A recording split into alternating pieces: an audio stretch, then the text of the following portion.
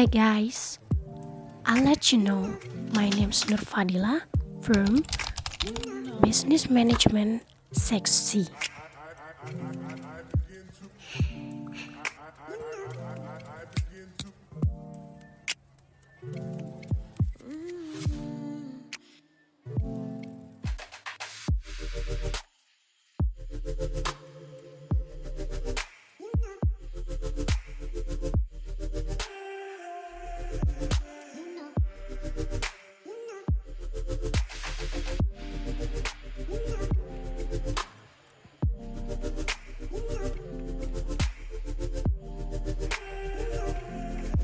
Di tempat paling kering di dunia, ditinggalkan oleh manusia, ada binatang-binatang yang berjuang untuk bertahan hidup.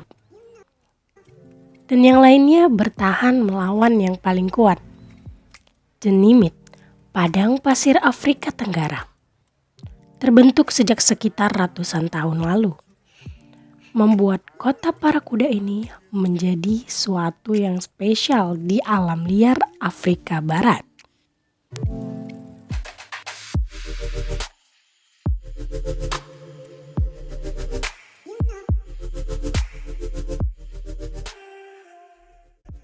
Ya, membuat kota para kuda ini menjadi suatu yang spesial di alam liar Afrika Barat.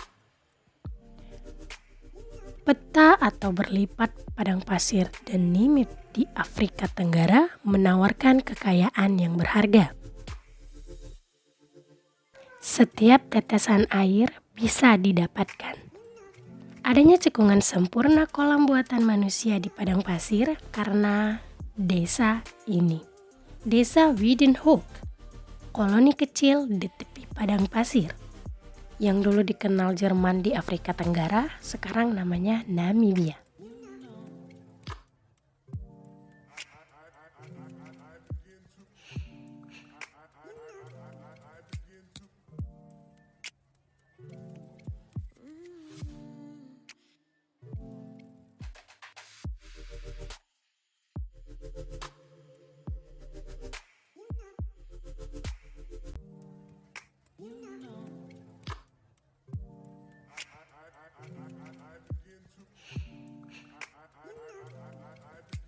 Dan ketika berlian ditemukan di sini sekitar 1908, koloni memagar area ini. Dulunya adalah Spargibiad atau tempat terlarang untuk dikunjungi. Luderitz menjadi rumah untuk ratusan pemburu harta karun dari Jerman. Kota mereka akan menjadi pusat kota untuk negara dengan jalur kereta api baru menuju Ontario. Coba lihat, kita masih tidak bisa melihat air di daerah padang pasir ini. Air masih menjadi komoditas berharga di sini. Pada tahun 1915, dalam Perang Dunia Pertama semuanya berakhir. Tentara Jerman dikalahkan oleh negeri sekutu Afrika Selatan. Semua yang tersisa ditinggalkan.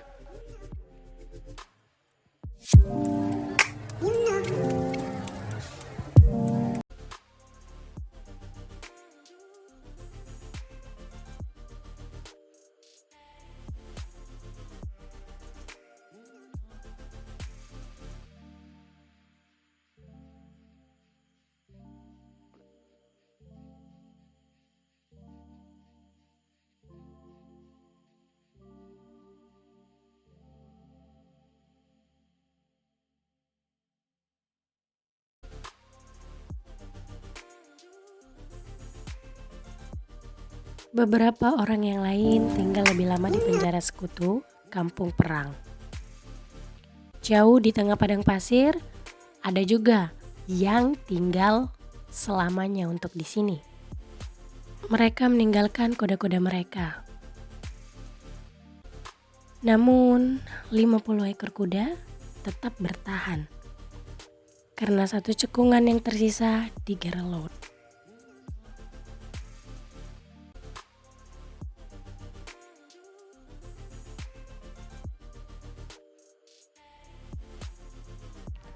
Hari ini, 150 dari keturunan kuda-kuda menyebar di padang pasir, mencari yang nampaknya belum terlihat sesuatu untuk dimakan. Tidak terlihat apapun kecuali tumpukan rumput merah yang langka. Bahkan jarang sekali turunnya hujan.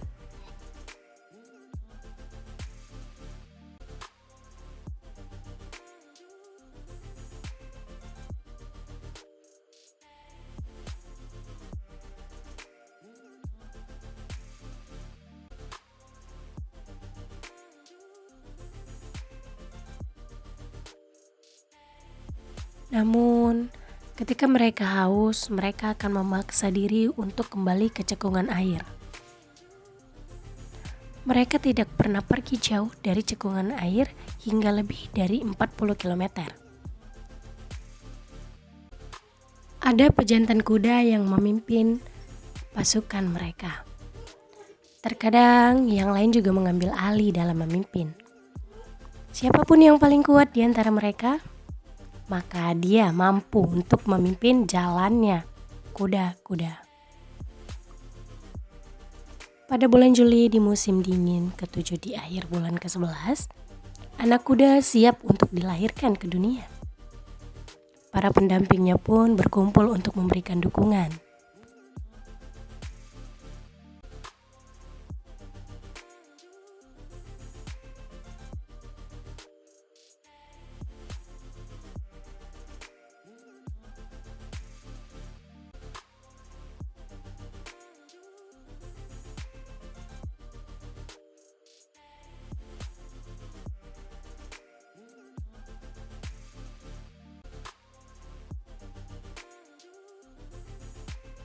Para kuda pejantan memberi klaim untuk menjadi ayahnya.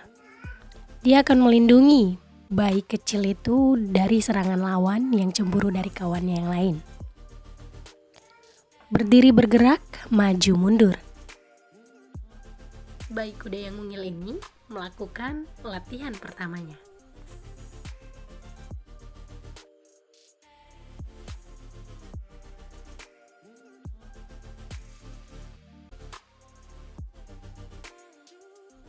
Perlu kita ketahui, warna kuda di gurun Nabib yang paling umum adalah teluk. Meskipun ada beberapa kuda yang kastanya dan coklat. Bahkan ada yang lebih sedikit kuda hitam. Gen untuk abu-abu tidak terjadi pada breed kuda-kuda di gurun Nabib. Namun kuda-kuda ini bertubuh atletis, berotot, bersih, dan pastinya kuat.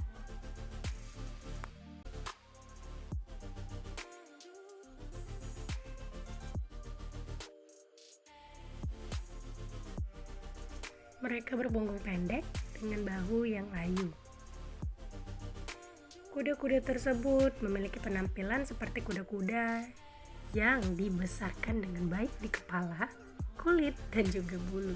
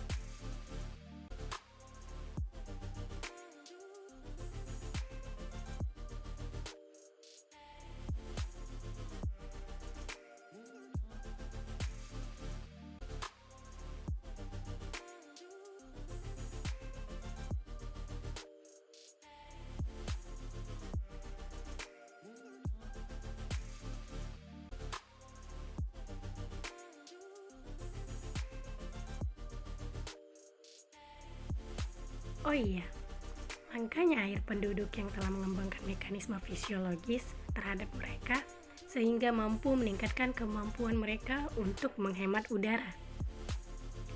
Kuda, terutama anak kuda muda dan remaja, menyediakan sumber makanan utama di gurun Nabib Selatan. Bersama dengan gemsbok dan springbok, Namun, ketersediaan makanan lain tampaknya memiliki pengaruh yang signifikan pada tingkat predasi antara kuda.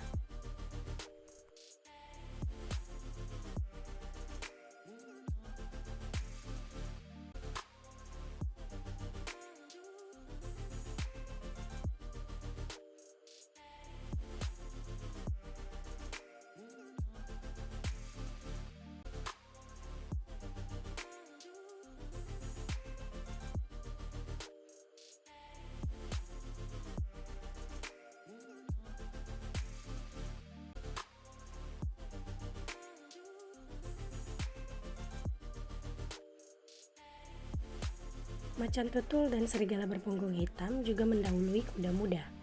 Meskipun hal ini lebih jarang terjadi, kondisi lingkungan yang keras di mana mereka tinggal adalah pendorong utama kematian di antara kuda guru Nabib.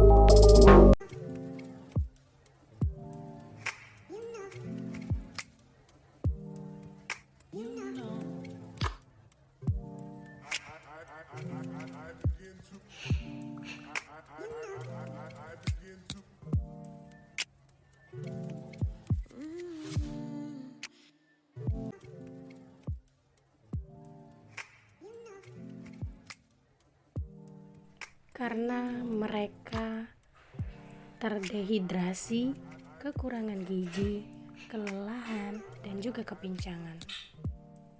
Hewan dataran besar lainnya termasuk zebra gunung mungkin pernah secara sporadis memanfaatkan area tersebut untuk merumput selama periode curah hujan berlebih. Tetapi campur tangan manusia termasuk memagri. Sebagian tanah dan berburu telah menghilangkan secara signifikan mengurangi pergerakan hewan-hewan ini di daerah kawasan padang pasir ini.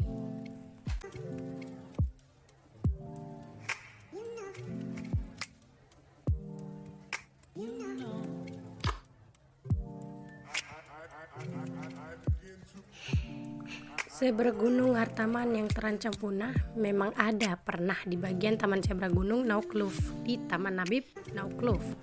Tetapi jangkauan mereka tidak bersinggungan dengan kuda guru Nabib. Adapun yang harus kita ketahui bahwasannya pengujian genetika yang diterbitkan pada tahun 2001 menunjukkan bahwa kuda guru Nabib adalah salah satu populasi kuda yang paling terisolasi di dunia. Dengan variasi genetik terendah, kedua dari semua populasi kuda yang telah dipelajari hingga saat ini, sebagian ini populasi pendiri mereka yang kecil, dan populasi modern yang umumnya kecil menjadi lebih kecil selama periode kekeringan. Ya, meskipun populasi pemulihan domestika yang besar di mana kuda awalnya diturunkan, setidaknya ada hambatan genetik yang terjadi dalam sejarah breed yang mengakibatkan penurunan signifikan dalam variasi genetik selama periode waktu yang relatif singkat. Sangat miris ya. Namun, ukuran populasi minimum yang ideal untuk variabilitas genetik adalah sekitar 200 kuda. Kisaran saat ini tidak dapat mendukung populasi, mengingat curah hujan rata-rata juga kecil. Sehingga perkiraan untuk populasi minimum yang diperlukan untuk mempertahankan efektivitas genetik berkisar antara 100 dan 150 hewan. Jadi pengujian di tahun 2001 menunjukkan kuda gurun Nabib ini menjadi bagian dari pengelompokan kuda oriental secara genetik paling dekat dengan kuda Arab. Meskipun asosiasi ini jauh, mereka lebih dekat ke Arab daripada 3 ras Afrika Selatan, yaitu kuda poni Noiketak, kuda poni Boer, dan kuda poni Basuto. Kemiripan genetik dengan kuda tipe Arab ini sebenarnya tidak terlalu mirip, namun dari penampilan luar mereka hampir sama-sama berdarah panas. Sehingga keduanya menjadi hewan yang dijuluki hewan yang atletis dan berotot. Wow, mantap juga ya. Selanjutnya, dalam golongan darah studi yang dilakukan pada 1990-an, varian baru dicatat. Ketiadaannya dari sampel darah. Semua ras kuda lainnya menunjukkan adanya mutasi yang mungkin terjadi setelah kuda-kuda itu menjadi mapan di padang pasir.